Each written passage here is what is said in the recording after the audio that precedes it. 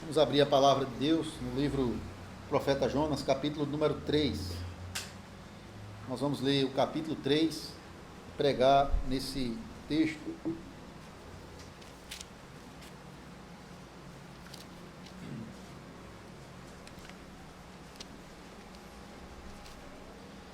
Jonas, capítulo 3.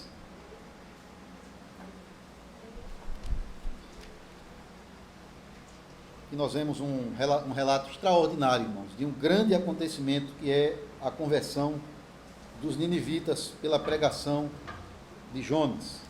Nós vamos olhar esse texto aqui.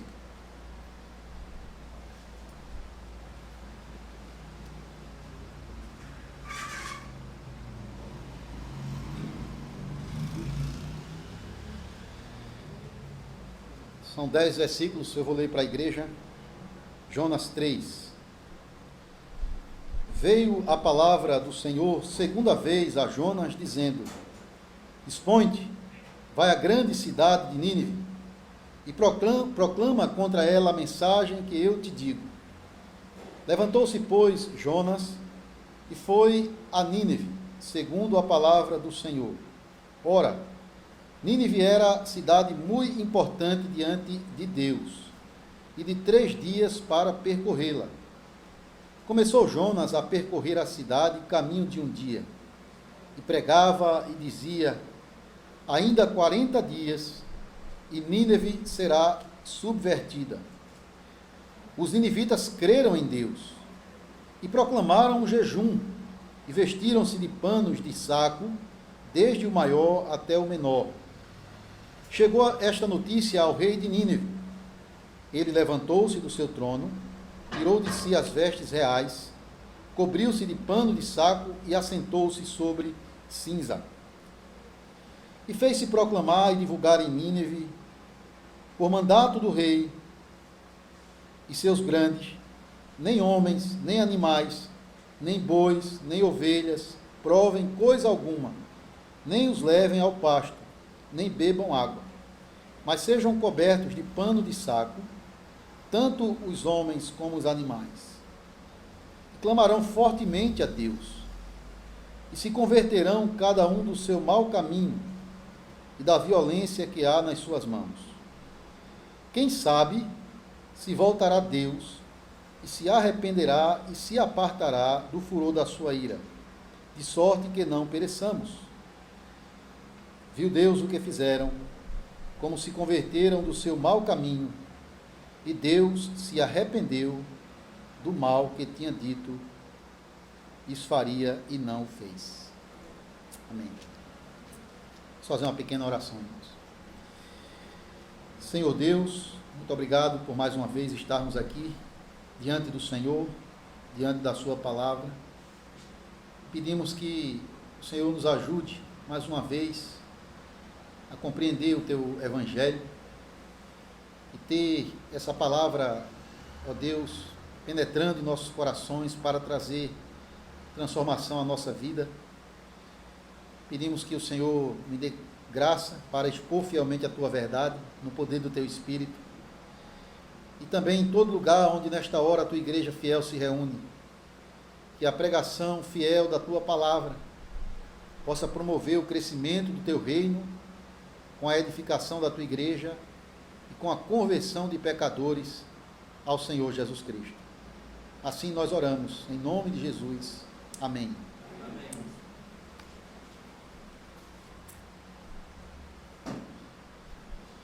Meus amados no Senhor Jesus Cristo, o capítulo 3 do pequeno livro de Jonas, ele é de grande relevância para a igreja nos dias de hoje. Há algumas razões importantes, irmãos, para atentarmos para este capítulo.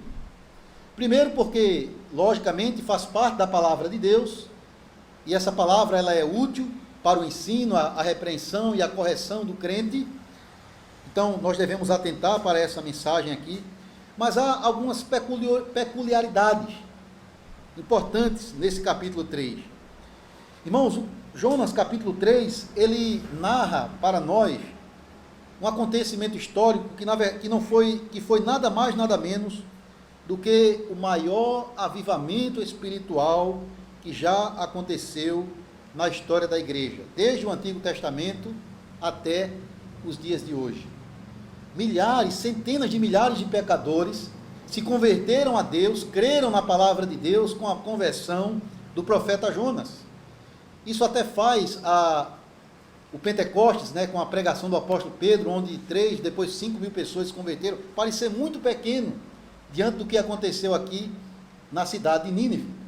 É bem verdade, irmãos, que aqui nós estamos falando de um avivamento, de um despertamento espiritual bem localizado, exatamente numa única cidade, e que teve pouca duração, é verdade, uns 30, 40 anos, aquela geração de ninivitas, né, que eram assírios, se converteram a Deus, mas que foi algo real.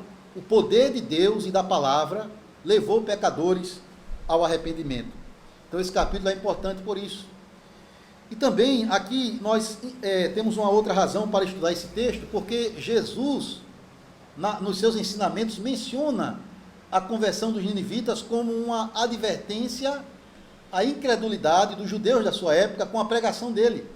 Jesus, aquele que era maior do que Jonas, que pregou a graça de Deus, não foi ouvido com fé, não foi aceito. Muitos judeus não creram. Aí Jesus vai dizer que no dia do juízo, os ninivitas se levantarão para condenar aquela geração dele e todas as gerações de homens e mulheres que não creram na palavra de Deus. Então, esse texto é importante para nós, porque aqui nós temos, irmãos, o ensino do verdadeiro arrependimento que leva à salvação. Nós vamos ouvir sobre isso hoje.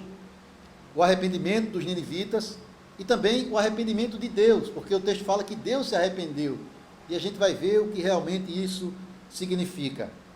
Irmãos, aqui no capítulo 3, o Senhor ele está oferecendo a Jonas uma segunda chance, uma nova oportunidade, para que ele pudesse cumprir a sua chamada, a sua vocação de ser um pregador na cidade de Nínive. E nós sabemos que essa era uma luta no coração de Jonas. Ele tinha prazer de pregar, de levar a palavra de Deus a Israel, mas agora a um povo inimigo, pagão, ele não tinha esse prazer. Mas depois de tudo que aconteceu com ele, como Deus o salvou milagrosamente através de um peixe, ele agora se dispõe e vai. Irmãos, esse texto que nós lemos, o capítulo 3, ele pode ser dividido em 4 partes. Primeiro, Deus ele chama a Jonas uma segunda vez, o verso 1 e o 2. Depois, Jonas ele obedece ao chamado de Deus e vai pregar aos ninivitas. Você vê isso no verso 3 e no verso 4. Do verso 5 ao 9, nós temos o relato da extraordinária conversão de milhares e milhares de pecadores. E por fim, nós temos aqui Deus suspendendo o castigo no verso 10, suspendendo o juízo que tinha sido anunciado por Jonas diante da conversão dos ninivitas. Então a primeira coisa que nós olhamos aqui, irmãos, é que Deus ele dá uma nova oportunidade para Jonas levar a palavra de Deus. O texto começa dizendo que a palavra do Senhor veio a Jonas uma segunda vez, porque já tinha acontecido no início do capítulo 1, ele foi chamado por Deus para pregar, então ele foge, e aconteceu tudo aquilo que vocês conhecem, a tempestade, ele sendo afundado nas águas, e Deus o salvando através do peixe, e agora ele está vomitado em terra seca para cumprir a sua vocação. Ele recebe de Deus uma segunda chance. E vai, porque Jonas, irmãos, ele aprendeu a tolice que é alguém fugir de Deus e viver em desobediência diante de Deus. Por isso que na oração dele, ele diz, eu cumprirei os meus votos ao Senhor. Fez parte do seu arrependimento, se voltar para Deus para cumprir a sua vocação.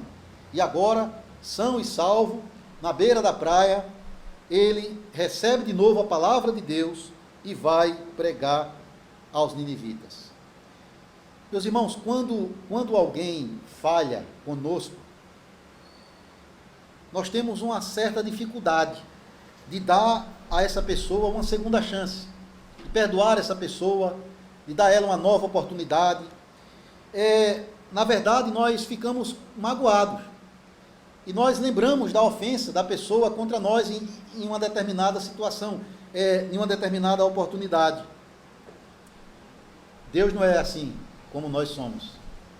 Deus não guarda mágoas, não registra pecados. Ele os aprofunda nas profundezas dos mares e se esquece das nossas transgressões. Ele perdoa os nossos pecados e Ele nos dá uma nova oportunidade de servi-lo. Que coisa maravilhosa é o nosso Deus, irmãos. Então, sempre que você cair na sua caminhada de fé, em algum momento se rebelar e se afastar de Deus e viver em um período de desobediência, você lembre que o nosso Deus é o Deus da segunda chance. É o Deus que nos dá uma nova oportunidade para recomeçar a nossa vida. É um Deus que é paciente conosco e que nos restaura de novo para o seu serviço. Foi assim com Jonas, foi assim com Davi, foi assim com o apóstolo Pedro, e assim também foi retratado na parábola do filho pródigo, que foi aceito de volta na casa do Pai. Deus age assim conosco. E como é que Ele nos dá uma segunda chance? Trazendo de novo a sua palavra a nós, cada vez de novo. A palavra de Deus, ela veio a Jonas uma segunda vez. Enquanto para nós, irmãos, a palavra de Deus tem vindo a nós cada vez de novo. Nós temos a graça, o privilégio de ouvir o Evangelho, a voz de Cristo, cada domingo, cada semana. Porque Deus conhece as nossas fraquezas, Ele sabe da nossa tendência de se rebelar, de se afastar, e Ele sempre vem com a sua palavra para nos perdoar os pecados, prometer o perdão dos pecados e também nos chamar de volta ao cumprimento do nosso chamado e da nossa vocação. E Jonas obedece à ordem do Senhor. Jonas, ele não perdeu essa oportunidade. Ele se arrependeu, nós vimos isso na sua oração, e ele vai pregar o Evangelho aos ninivitas. Observem, irmãos, que a ordem de Deus para Jonas, ela não mudou. É a mesma. Pregar o juízo de Deus aos ninivitas, por causa da sua malícia. É bem verdade que existem algumas poucas diferenças nas palavras, no início do capítulo 1 e aqui no capítulo 3, mas o chamado é esse mesmo, pregar juízo aos ninivitas. E observe que Jonas faz isso, irmãos. O texto diz, Deus diz, dispõe-te e vai, verso 2, e proclama contra a cidade de Nínive a mensagem que eu te digo. E o verso 3 diz que ele se levantou e foi a Nínive segundo a palavra do Senhor. Então observe que ele obedece. E não foi tão fácil. Ele fez uma viagem de mais ou menos, de um pouco mais de 1000 quilômetros, da onde ele estava, para Nínive, a pé, para pregar a palavra a um povo pagão. Então ele vai até lá. E não só isso, você percebe também a obediência de Jonas no conteúdo da mensagem, não somente na sua disposição de ir, mas no conteúdo da mensagem. E o texto diz que ele percorreu a cidade pregando e dizendo, ainda 40 dias e Nínive será subvertida. Ele anuncia o juízo de Deus, porque a malícia, o pecado, a desobediência já estava chegando nos céus e Deus não suportava mais tanta maldade e haveria de castigá-los por causa dos seus pecados.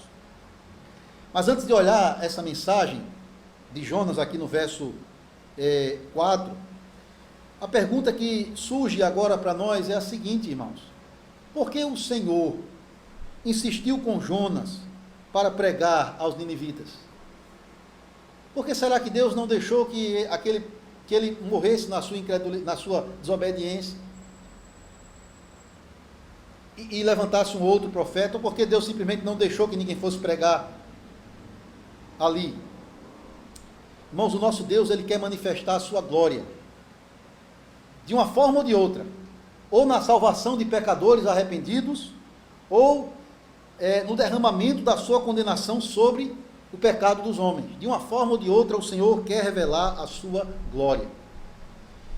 Mas há um detalhe no texto que nos diz porque Deus se importava com a pregação na cidade de Nínive, com um missionário seu indo a um povo tão rebelde e pagão. O verso 3 diz algo sobre a cidade de Nínive. Diz que aquela cidade era uma cidade muito importante diante de Deus. Há duas maneiras de entender essa expressão aqui. Da forma que está traduzida aqui, uma cidade importante diante de Deus, mas também pode ser uma cidade muito importante para Deus. Para Deus. Então, aqui, irmãos, a primeira coisa que a gente observa aqui, quando fala sobre a importância de Nínive, é que isso tem a ver com a própria grandeza da cidade, com a exuberância da cidade, em vários aspectos. Por exemplo, Nínive era grande, importante na sua história. Nínive, essa cidade, irmãos, ela era já antiga naquele momento. Ela foi fundada pelo bisneto de Noé, chamado Nimrod, que era filho dos descendentes de Cã, que não eram, que apesar de ser filho de Noé, não fazia parte do povo da aliança, que foi escolhido através de Sem, os semitas. Então, essa cidade, ela era antiga, uma cidade importante, mas ela era grande e importante na sua extensão e na sua população. Nínive era uma cidade muito grande. Alguns dizem que ela tinha de 10 a 12 quilômetros de circunferência, era uma cidade enorme. E Nínive, irmãos, era como, vamos dizer, por exemplo, tipo uma cidade, uma capital como Fortaleza. Assim, tem a capital e tinha os subúrbios, as cidades metropolitanas ao redor. Então era uma cidade grande, contando com os subúrbios que ela tinha. E além disso, a população daquela cidade era enorme. No final do capítulo 4, no último versículo, fala de 120 mil pessoas que não sabem discernir a mão direita ou a mão esquerda. Muitos comentaristas entendem que ali está falando apenas das crianças de Nínive. Então a cidade, ela tinha em torno de 500 a 600 mil pessoas, habitantes, e 120 mil era basicamente as crianças. Então era uma cidade grande, em população e extensão. Mas também na sua influência, no seu esplendor, irmãos. Nínive era a capital do Império Assírio, que na época estava dominando o mundo habitado. A Assíria estava ascendendo em poder, em força, em domínio. E ali era a cidade principal da Assíria, onde estava a sede do governo, o palácio real. E era uma cidade com muralhas tão largas, que dava para correr 3 carruagens em cima da muralha. E ela tinha uma altura de mais ou menos 30 metros. Imagine, naquela época, que cidade era Nínive. E não existe mais, ficou debaixo da terra, fica naquela região hoje, que é mais ou menos ali na região do Iraque, mas era uma cidade na época gigantesca e que chamava muito a atenção. Ficava às margens do famoso rio chamado o Rio Tigre. Mas Nínive também era grande em seu pecado. O início do livro de Jonas fala que Deus quer que Jonas pregue lá, porque a malícia deles tinha subido até os céus, até o Senhor. E aqui no texto, a malícia, né, é uma palavra generalizada para falar de toda a corrupção que havia ali. E quando você lê, por exemplo, um outro pequeno livro, eu até recomendo você a ler para entender melhor, o livro de Naum, profeta Naum, vai vir depois, um pouco depois de Jonas, Miqueias, Naum. Já ali é uma mensagem de julgamento a Nínive, contra Nínive. E ele vai mostrar ali quais eram os pecados que dominavam aquela cidade. Era idolatria, era prostituição, era injustiça social, e violência. Os ninivitas eram conhecidos pela sua crueldade com os inimigos. Eles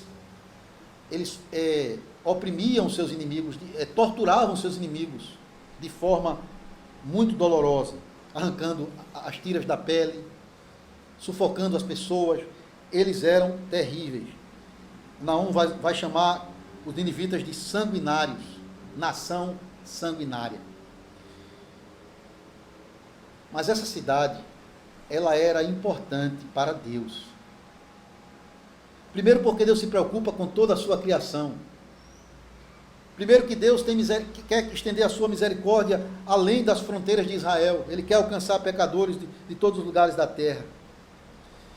O Senhor, Ele quer glorificar o seu nome naquela cidade, ou exercendo juízo, como eu disse, sobre a multidão de pecados dos ninivitas, ou derramando a sua misericórdia, caso haja o arrependimento.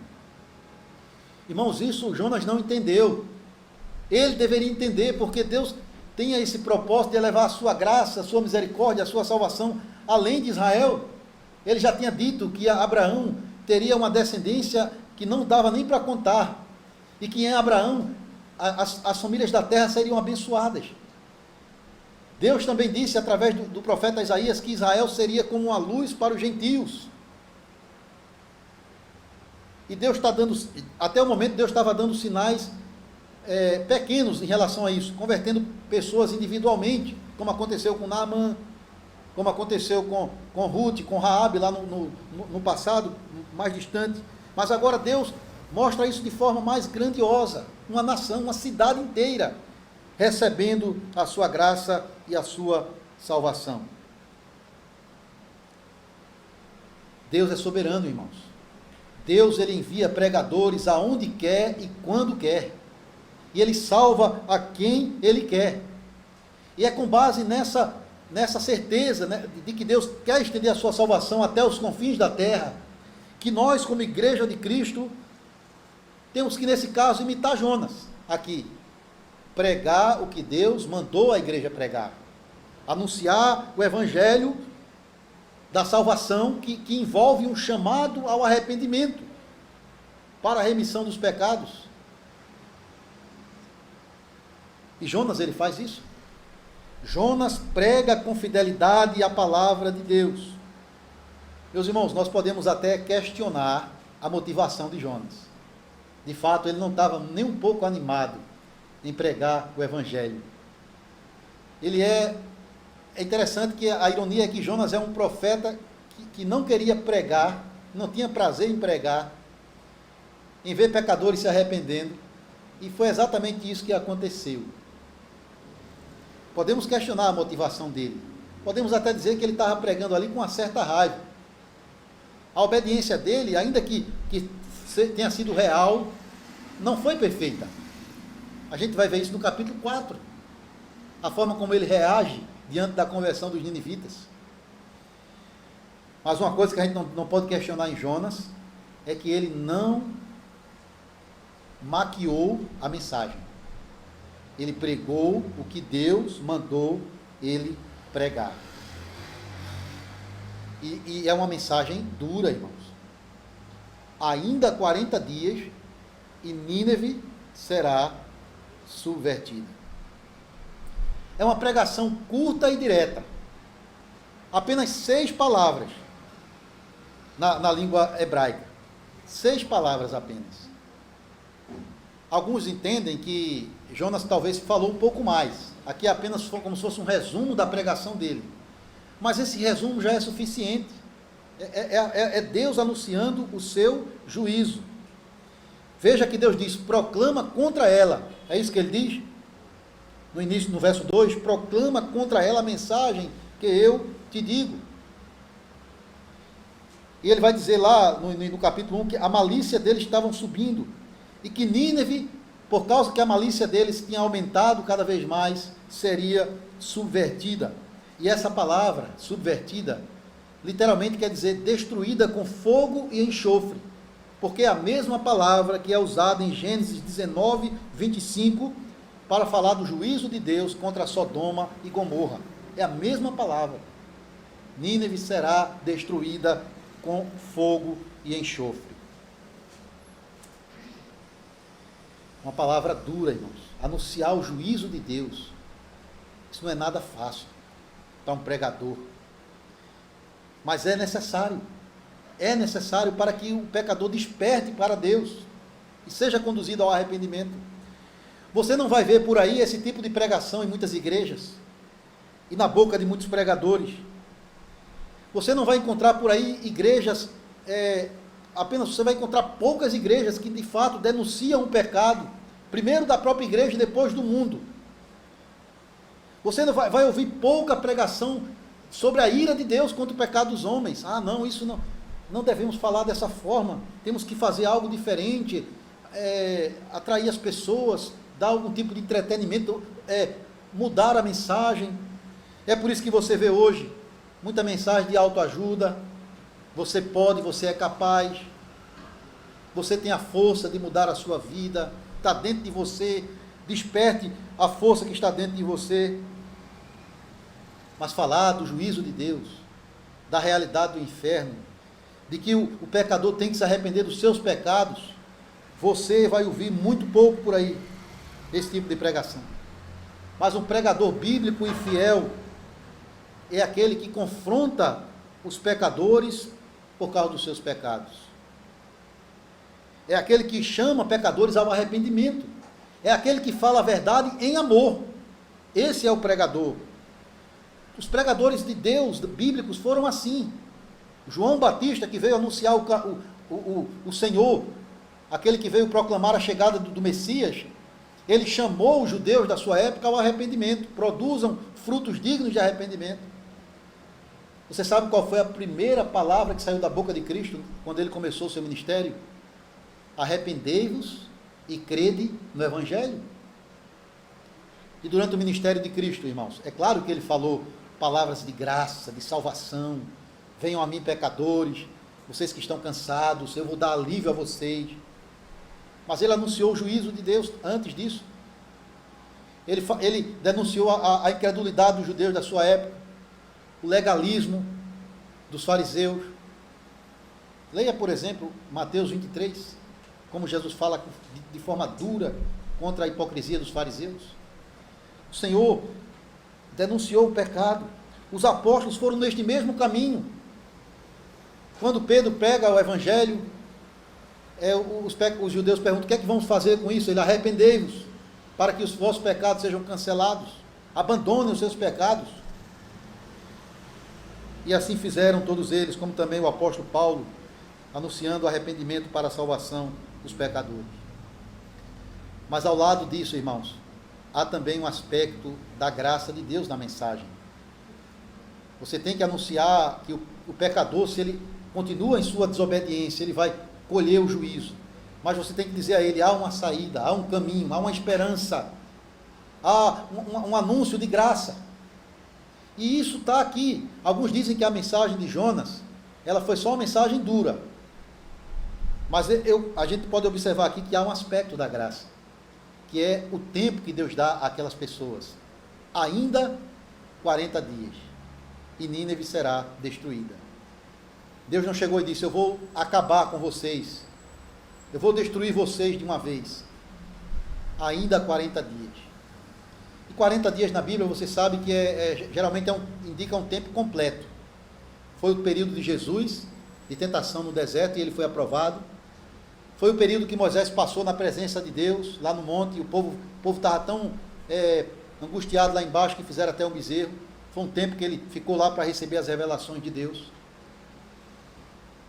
E para os ninivitas foi um tempo suficiente, completo, para que eles refletissem em seus pecados, para que eles pensassem, refletissem nas suas transgressões contra Deus. E imagine a situação deles naquele momento. Imagine hoje, se fôssemos fazer, imagine que, o que é que você faria, por exemplo, se os cientistas descobrissem, no mundo todo, que um meteoro maior do que a Terra estava chegando para se chocar com a Terra em 40 dias. O que é que você faria? Imagine se fosse feita uma pesquisa acerca disso. As reações seriam diversas. Alguns iriam dizer, a gente vai morrer mesmo, vou aproveitar ao máximo a minha vida.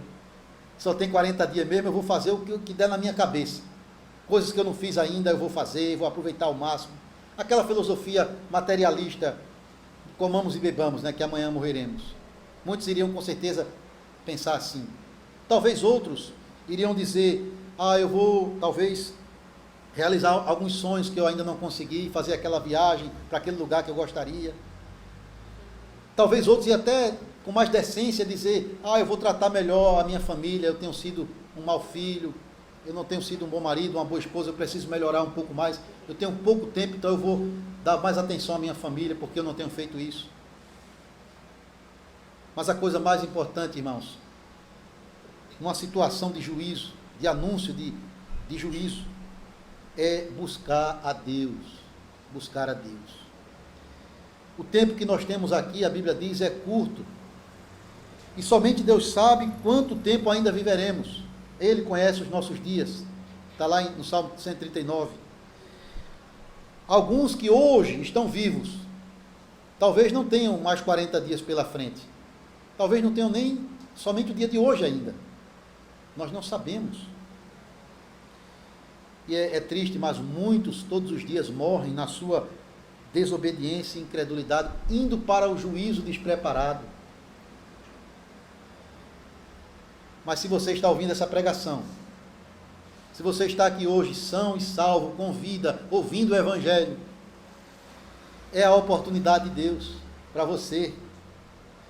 Talvez você precise corrigir a sua vida em alguns aspectos, você precise de arrependimento na sua caminhada. E o que é que você vai fazer com isso? Com a palavra de Deus.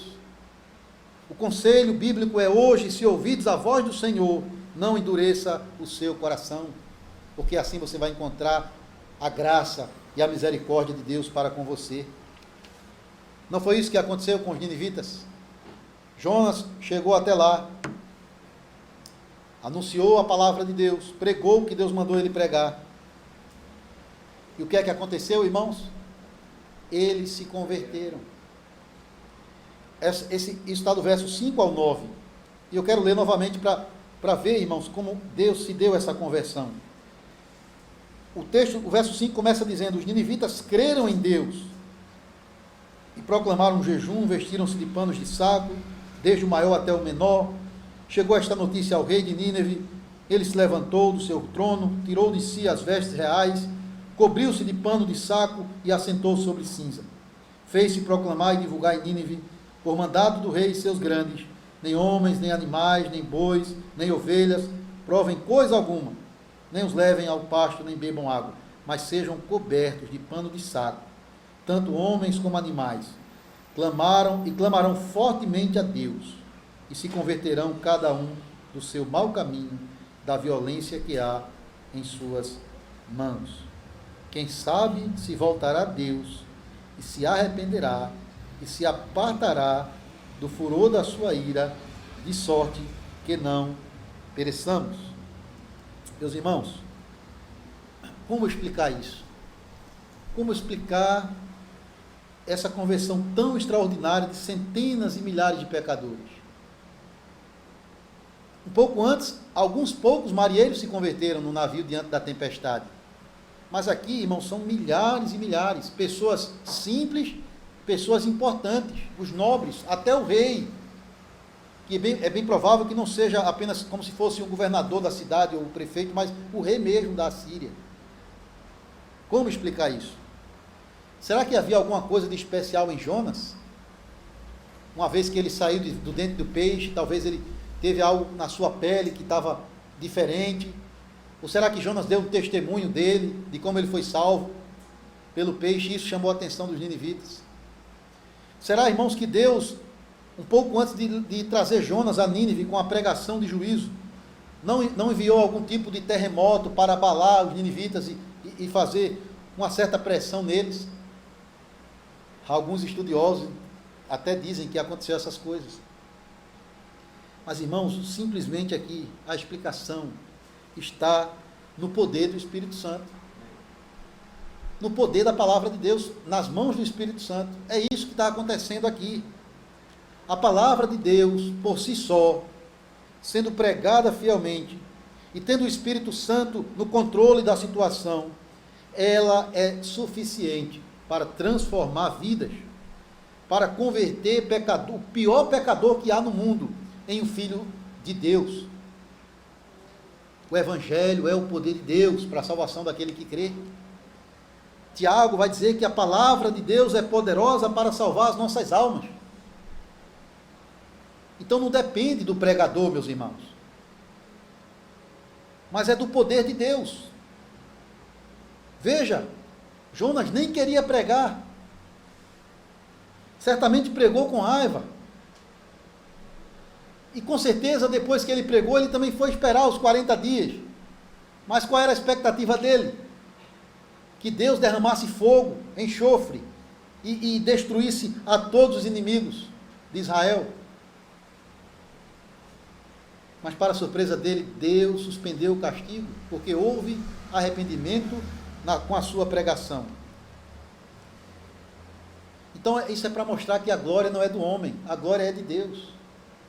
Isso é para mostrar que a conversão, ela é fruto, a verdadeira conversão, ela é fruto do poder e da misericórdia de Deus. É o lavar, é aquilo que Tito diz, é o lavar regenerador do Espírito Santo. É Deus quem faz. Não tem outra forma. Spurgeon disse uma frase que ficou famosa, ele disse assim, grande pregador, Spurgeon, Charles Spurgeon: é mais fácil convencer um leão a ser vegetariano do que uma pessoa a ser convertida sem a ação do Espírito Santo. Não tem como, irmãos, se não for pela obra do Espírito de Deus. É claro que nós, como igreja, nós temos de orar por conversões, nós temos de pregar fielmente, anunciar o que Deus mandou e não maquiar a mensagem, não entreter os ouvintes com teatro e outras coisas, mas pregar o Evangelho, confiados na graça e no poder de Deus para converter pecadores. É assim que Ele vai chamar as suas ovelhas para dentro do seu rebanho. É assim que as suas ovelhas ouvirão a sua voz e o seguirão, pela fiel pregação do Evangelho. Quando perguntaram a Lutero qual o segredo do seu sucesso, o que foi que levou você a fazer uma obra tão grande na época da Reforma? Lutero foi um grande expoente da Reforma. Lutero foi usado por Deus para Deus primeiro abriu a mente dele para entender a verdade, e ele depois pregou essa verdade, e muitas pessoas se converteram, e a fé bíblica, a fé reformada cresceu. As pessoas começaram a entender a verdade, e perguntaram a ele: o que é que você fez? Sabe o que ele disse? Eu não fiz nada, a palavra de Deus fez tudo. A palavra de Deus fez tudo. E notem, irmãos, que a conversão aqui é uma conversão verdadeira, não é uma conversão falsa. As pessoas realmente se voltaram para Deus. Primeiro houve fé em Deus. Notem, o verso 5 diz que os ninivitas creram em Deus. Creram. Isso pode ser entendido assim: primeiro eles aceitaram como verdade de Deus a mensagem que Jonas trouxe. Se eles não tivessem aceitado, eles teriam até apedrejado Jonas. Mas eles temeram e creram. E a mesma palavra aqui que fala desse ato deles de crer, é a mesma palavra que é usada para Abraão, lá em Gênesis 15, verso 6, quando diz que Abraão creu em Deus, e isso lhe foi imputado para a justiça. Eles verdadeiramente creram, confiaram em Deus. Isso fica evidente pelo convencimento do pecado deles. Eles se convenceram dos seus pecados. E aqui a gente percebe, meus irmãos, que a conversão, ela envolve duas coisas que são inseparáveis: fé e arrependimento. Está sempre juntos. O arrependimento, a fé é a confiança em Deus ou em Cristo, como seu Salvador, como aquele que pode me perdoar. É se voltar para Deus. E o arrependimento é abandonar o pecado, é deixar o que está errado para trás. Isso aconteceu. Claro que houve alguns atos externos desse arrependimento. Primeiro, houve um jejum nacional, né? Um jejum que foi para todos os moradores da cidade, o menor ao maior, até os animais entraram no meio desse jejum, para você ter uma ideia do que eles fizeram aqui. E o jejum, irmãos, era uma forma antiga no Oriente, né, naquela região, de demonstrar profunda tristeza por alguma coisa. Às vezes, quando um povo, né, uma nação, era derrotado numa batalha e muitos soldados morriam, então havia um jejum por causa da dor do luto, da tristeza pela derrota e pela morte de muitas pessoas. Mas também o jejum, ele marcava a tristeza pelo pecado, pela desobediência, o reconhecimento do pecado. E isso vinha com outra prática também que indicava essa tristeza, que era se vestir de pano de saco e colocar um pó cinza sobre a cabeça. Isso era um ato de profunda humilhação diante de Deus. Pano de saco era um tecido áspero, era um tecido de cor preta, e ele simbolizava uma profunda dor e tristeza. Era algo desconfortável para que aquela pessoa lembrasse da gravidade do seu erro diante de Deus. Então, isso eles fizeram aqui. E eles, foi proclamado que eles deviam clamar a Deus, clamar fervorosamente. Então, houve também a oração. Houve também uma invocação a Deus, suplicando pela sua misericórdia, com certeza. Mas como é que você percebe aqui a evidência real do arrependimento? É que houve o abandono do pecado, irmãos. É que houve, de fato, o abandono do pecado. O texto diz que eles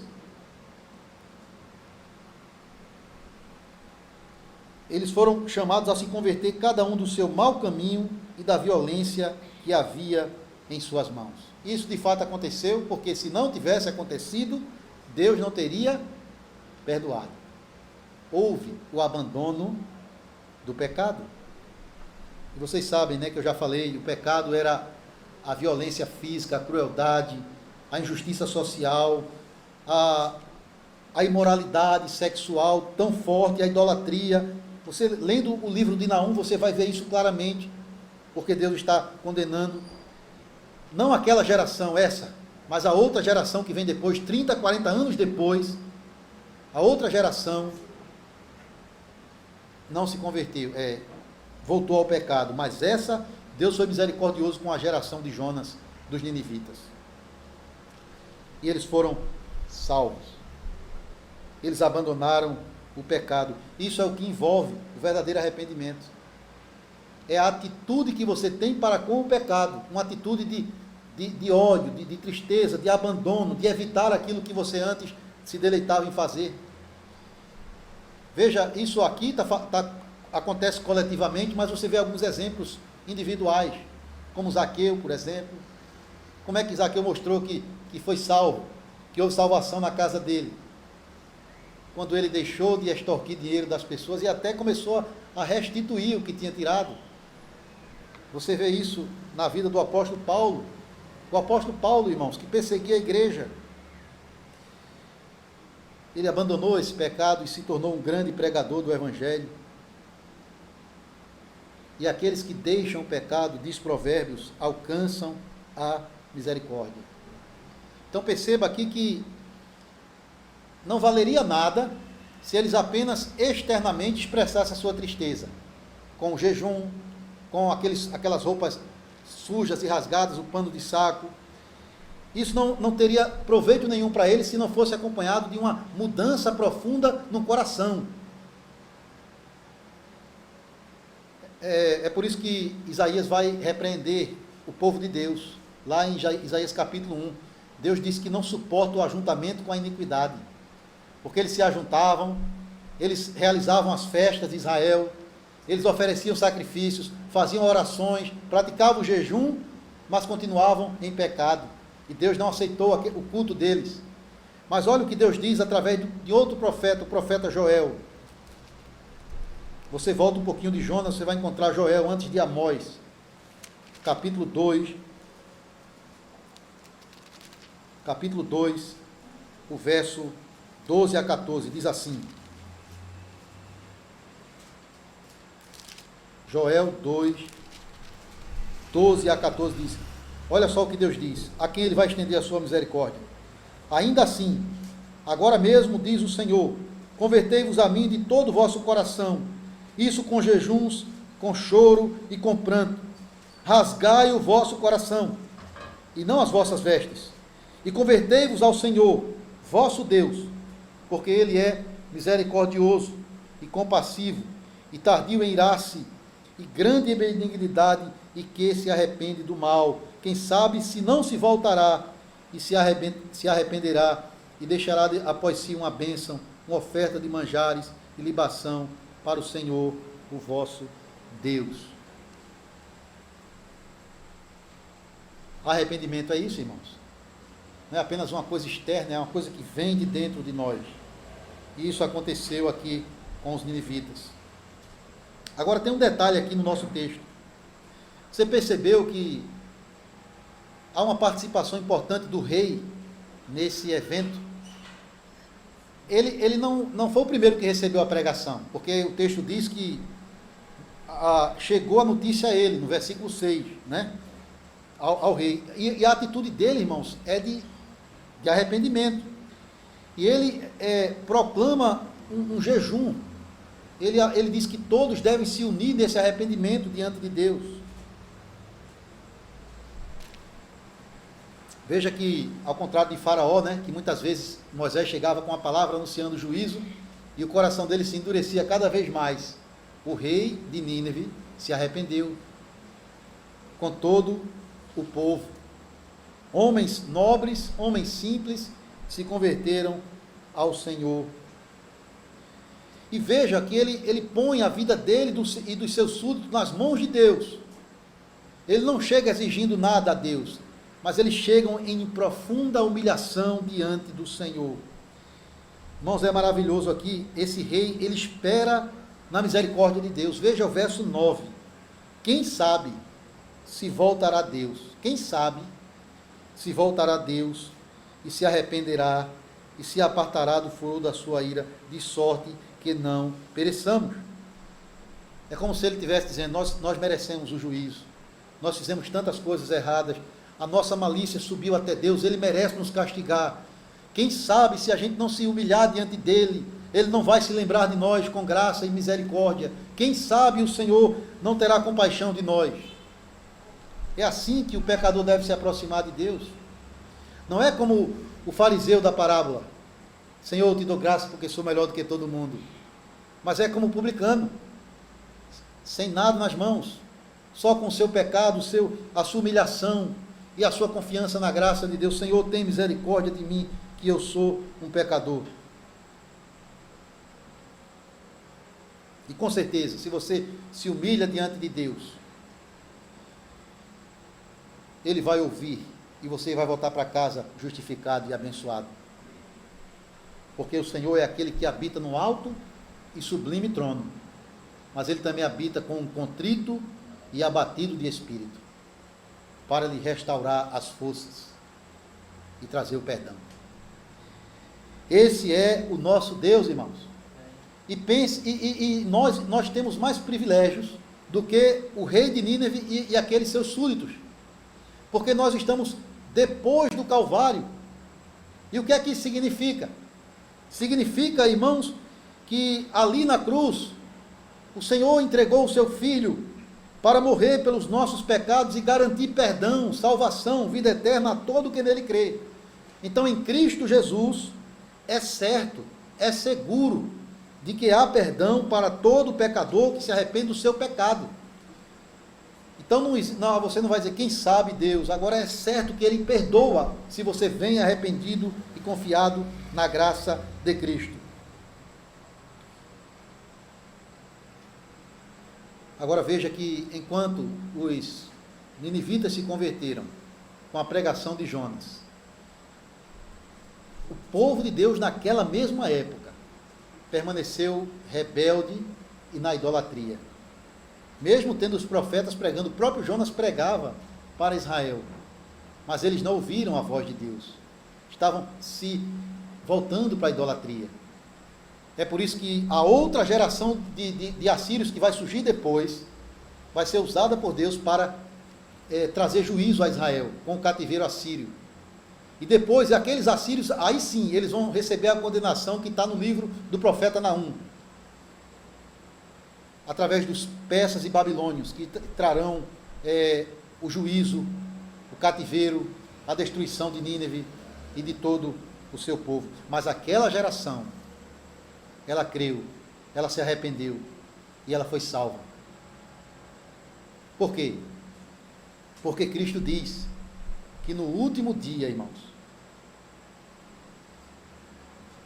eles vão condenar aqueles que não creram.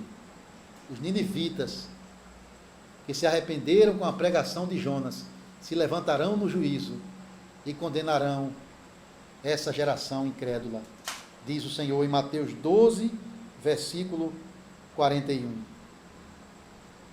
Um sermão curto, pequeno, 5, 6 palavras, eles se converteram.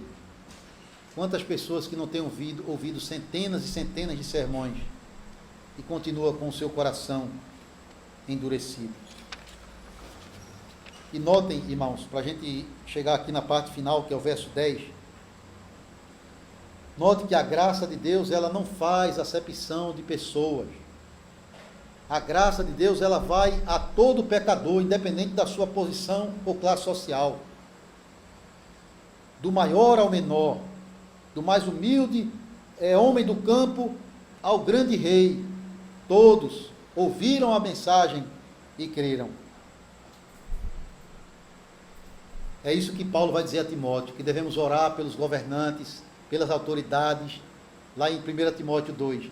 Não só para que a gente tenha tranquilidade, paz, para viver e pregar o Evangelho, mas a oração pelos governantes é para que eles conheçam a verdade e sejam salvos.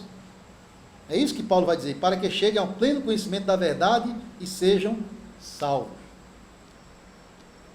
E é maravilhoso quando Deus, pela sua misericórdia, levanta homens e mulheres temente a Ele para governar um país ou uma cidade ou uma nação pela sua misericórdia.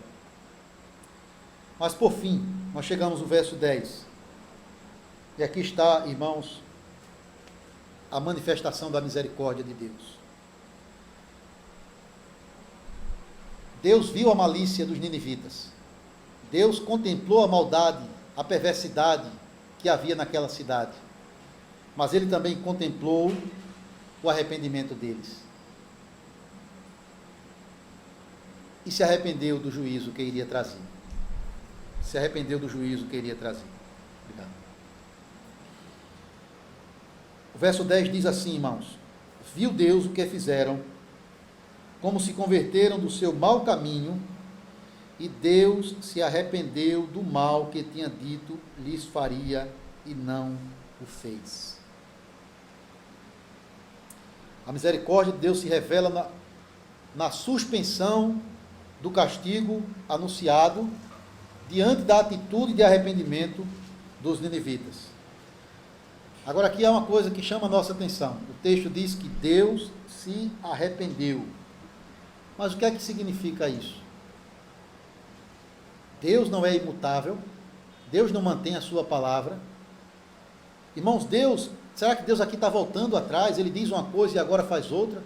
Como nós, homens, muitas vezes falhamos nisso. Será que a pregação de Jonas foi uma mentira? Nínive será destruída daqui a 40 dias, e chegou o 40º dia e nada. 41, 42, 43, nada. A Bíblia não está se contradizendo aqui? Alguns gostam de isolar o texto e dizer que a Bíblia está se contradizendo com essa passagem aqui. Porque quando você lê Números capítulo 23, 19, naquele episódio de Balaão, que foi pago pelo rei de Moabe para amaldiçoar Israel, mas não conseguiu, porque a bênção de Deus estava sobre o seu povo, diz lá que Deus não é filho do homem para que minta, não é homem para que minta, nem filho do homem para que se arrependa. Então, Deus não se arrepende, e agora o texto diz: Deus se arrependeu. Irmãos, é preciso entender o contexto e a situação de cada passagem para entender o que a Bíblia está dizendo. O arrependimento de Deus, quando você ouvir sobre isso, é diferente do arrependimento humano. Primeiro, porque o arrependimento do homem e da mulher, do ser humano, é aquela mudança da mente, do coração e da conduta. É um arrependimento que significa deixar o pecado para trás. E Deus, irmãos, moralmente, ele não precisa desse arrependimento, porque ele é santo, santo, santo. Ele é imutável no seu caráter. Ele não precisa se arrepender nesse sentido. Agora, nós devemos lembrar que a Bíblia, Deus, ele usa palavras que se adequem ao nosso entendimento, à nossa realidade de compreendê-lo, porque Deus vai além da nossa compreensão. Eu até estudei isso hoje com o grupo do discipulado, os atributos de Deus, e falamos desse Deus que é imutável e incompreensível. Irmãos, a Bíblia, ela fala de Deus usando uma linguagem humana para se aproximar de nós. Então você vai ver a Bíblia falar dos atos e das emoções de Deus. Por exemplo, o braço do Senhor, a mão de Deus fez isso, os olhos do Senhor, mas Ele é Espírito. E a Bíblia fala das emoções de Deus. É um Deus que se ira, é um Deus que se entristece e é um Deus que se arrepende. Então você tem que entender essa expressão aqui como sendo uma manifestação da misericórdia de Deus. Deus, ele não muda o seu caráter. Deus, ele continua sendo o mesmo Deus, justo, mas também misericordioso. Agora, diante do arrependimento do homem, ele manifesta a sua graça. Que em última instância, irmãos, isso já estava dentro do plano soberano dele. Devemos entender isso. Até o arrependimento vem dele, o arrependimento do homem. Mas você deve entender o arrependimento, quando a Bíblia fala do arrependimento de Deus, dentro do contexto da aliança, da forma como ele lida com o pecador. E para ficar mais claro para nós, eu queria ler só um texto, para a gente já terminar aqui. É Jeremias, capítulo 18. Capítulo 18, 7 e 8. Jeremias 18, 7 e 8. Diz assim, Deus está falando para o seu profeta, Jeremias 18, 7 e 8. Diz assim, Deus está falando sobre as nações. Ele diz, no momento em que eu falar acerca de uma nação ou de um reino para o arrancar, derrubar e destruir, se tal nação se converter da maldade contra a qual eu falei, também eu me arrependerei do mal que pensava fazer-lhe. E no momento em que eu falar acerca de uma nação ou de um reino para o edificar e plantar, se ele fizer o que é mal perante mim e não der ouvidos à minha voz, então me arrependerei do bem que houvera dito, lhe faria. É a maneira como Deus lida com as pessoas, com o ser humano, com o pecador. Se houver arrependimento, há perdão, há graça, há salvação. Se houver endurecimento no coração, persiste o juízo de Deus. Ele não muda, ele apenas mantém-se como ele é. Um Deus que é misericordioso para salvar pecadores arrependidos, um Deus que é justo para condenar o rebelde. Esse é o Deus da Bíblia.